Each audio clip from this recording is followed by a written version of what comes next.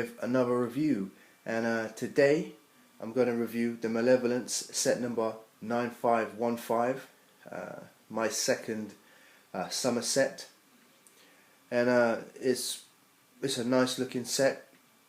The minifigures are shit, but what can I say? If you are like a Clone Wars fan, it's a must-have. You know, if you're building your droid army, you know, it's a centerpiece. It's the flagship. You got to have it. The only thing is, it's not as big as it should have been, and I've seen a few people review it already. But I mean, I don't know. You guys might be thinking the same thing as me. I'm pretty sure you are. Like, how big is this thing? Like, actually, like, you know, how big is it in terms of how big is it compared to, say, the Venator or the Tantive 4? So I'm going to just answer those questions for you right here and now in this review, and I'm going to compare it with the Venator. We're going to check out the playability functions and whatnot, and you know, I'll give you my thoughts and feelings, and you know, as always, you make up your own mind as to which is the better set. But before I go in, I would just like to thank everybody for voting for Darth Vader's Sith Interceptor. Awesome piece.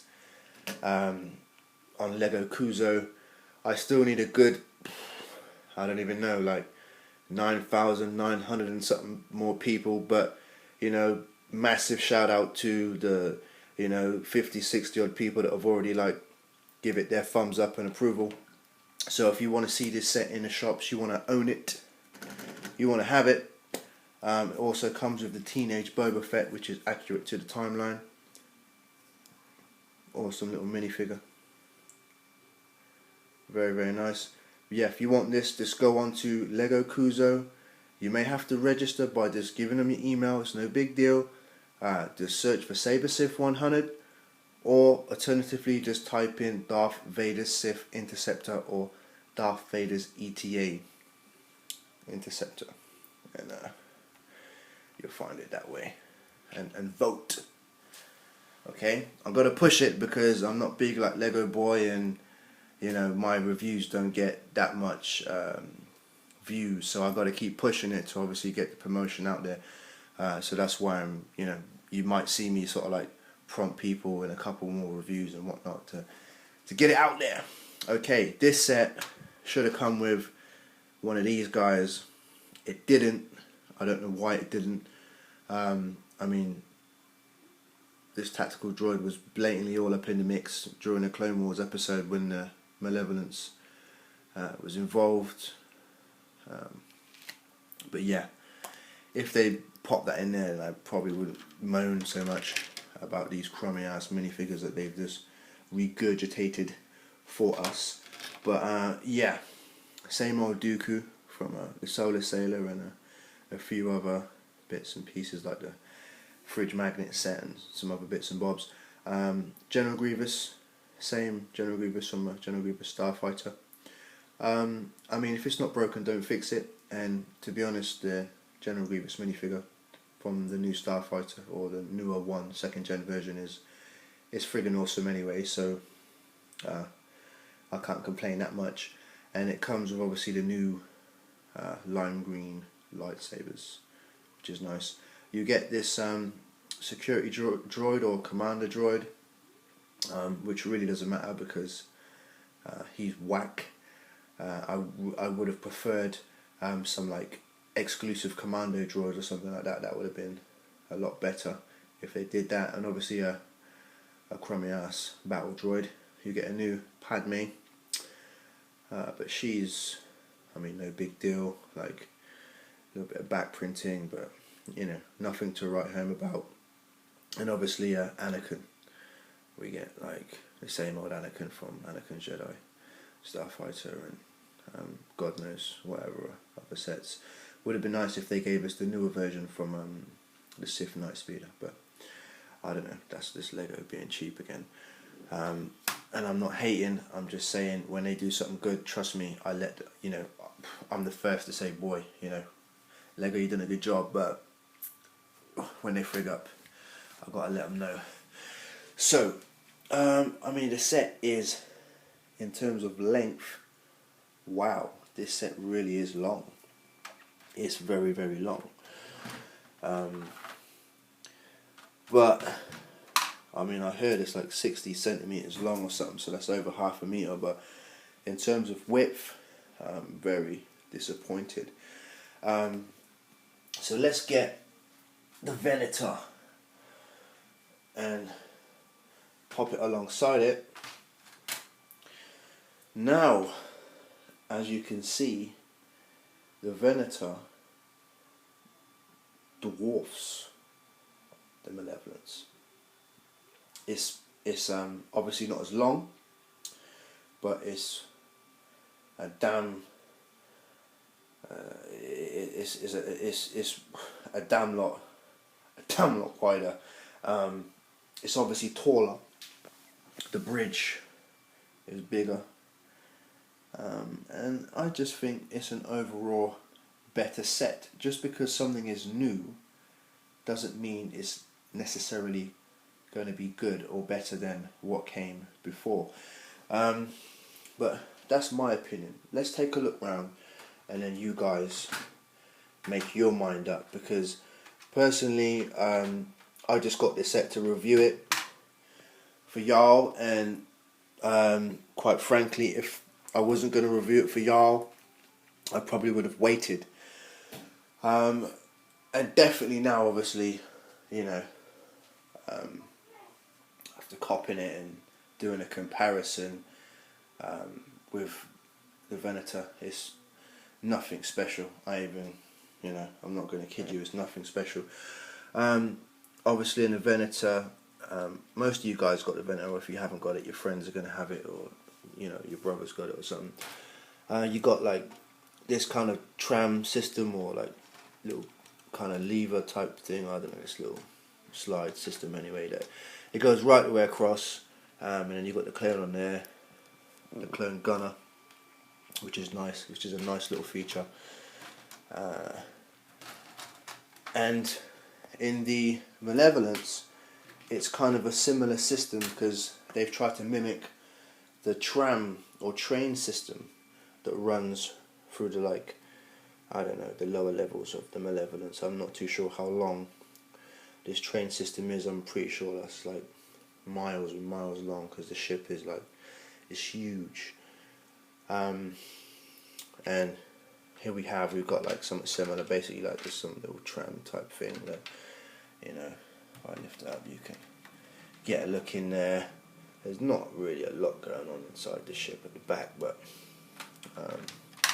that's basically it. Then on the other side, flip it round, you got like a similar thing going on. Basically it's like almost identical. You can see in there you got like the little train thing that goes across, and there's that little scene where Padme and Anakin are involved in some beef and they're on a train inside the Malevolence, and kind of you can mimic that. So that's pretty nice. It's pretty cool. The handle guys, let's take a look at the handles. I mean, the handle on the Venator is obviously a lot bigger, more sturdy. This feels more secure, feels better in your hand. Whereas the handle on the Malevolence, it's just like small and kind of crummy, and the set has a tendency just to, like, because it's obviously all the weight's in the nose, so it just like wants to tip down that way. So you kind of have to hold it like this to keep it upright. So that's another fail. So yeah, a bit of a shame really. Pop that down. I'll pop the hood. I'll show you guys inside the front. Unfortunately, the Malevolence, just like there's no kind of clip compartment thing. It just comes off like this in one chunk. You just pop it down like that. Similar kind of bridge space, I guess. you've got here in the Venator, you've got like Palpatine's little spin around chair, spinneroonie, and he's got a little desk and whatnot. And then I'll have to just drop it this way, then you guys can see probably a bit better. General Grievous has got his little chair that he spins around in there, little swivel chair, control panel. Unfortunately, the control panels in this set are stickers. There's a whole heap of stickers in this set. For the price, I mean, I really am disappointed. I would have thought that they would have gave us, you know, at least some printed pieces, but unfortunately everything was sticker. So again, another fail. I mean, I'm not happy with the way the Venator, the top bit like comes up, it doesn't clip down, because if you're like a youngster and you want to swoosh the set around, like, you know, this will just drop open and it might even just drop off, which I think is kind of whack. But at least it's on some kind of hinge mechanism, you know, whereas with the Malevolence, unfortunately, you know, just the whole thing just comes off, and yeah, it's pretty crummy.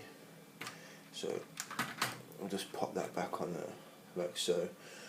One nice thing about it is obviously they've got the primary weapon in there from the Clone Wars, the ion cannon or the electromagnetic pulse weapon or whatever it is that disables any kind of electrical appliances, or I don't know, ships or whatever. You know, you might be up in outer space, I don't know, just trying to make yourself a cup of coffee and you just get hit by the Malevolence and, you know, you're frigged, man. Microwave don't work, kettle won't work, TV switched off, right, and then that just spins around, so it kind of just goes like that, and yeah, it's okay, yeah, no big deal. It's nice, it's a nice little feature to have. And then I better show you guys the back.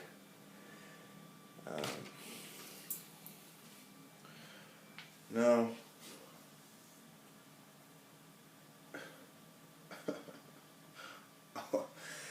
I mean, if you're thinking what I'm thinking, guys, you're just thinking this Malevolence set's kind of lame. Like I said before, just because it's new, don't mean that it's, you know, it's going to be good. Now, the engine details on the Venator are pretty awesome. I remember reviewing this set a couple months back, and obviously, you know, I'm not happy with all like the open gaps and spaces, but you know, you can't have it all. And then the detailing of the Malevolence is like, it's a bit better, but it's just so small, man. It's just, I don't know. I personally would have been happy to have paid like twice the asking price for something that was twice the size. Because I know, you know, in the Clone Wars, Malevolence was at least like 3 times bigger than a Venator. You know, and it's kind of let me down, I guess. It's kind of let me down, guys. You know, I just got to tell you like how I see it. Don't get me wrong. I mean, if you want to build up your droid army, it's a centerpiece to any like self-respected droid army. It's kind of a must-have. Such a famous, obviously, ship from the Clone Wars, and it's about time they made it. But it's just a shame they didn't do the set justice. But it's cool, it's okay. But I mean, price wise, over here in the UK, it's about £100. I think it's 120 US. I'm not too sure of the Canadian price or the Australian price, and I think it might be like 120 euros or something. But yeah, personally, you know, if you're going to spend that kind of money, your birthday's coming up or something, you know, you want the set, I would just get the Sith Fury class Interceptor, which is like a bit cheaper, and obviously the minifigures are a lot more awesome and a lot more exclusive. And I just think this set's it's just a better ship. But you know, each to his own. So yeah, thanks for watching. You know, obviously, you know,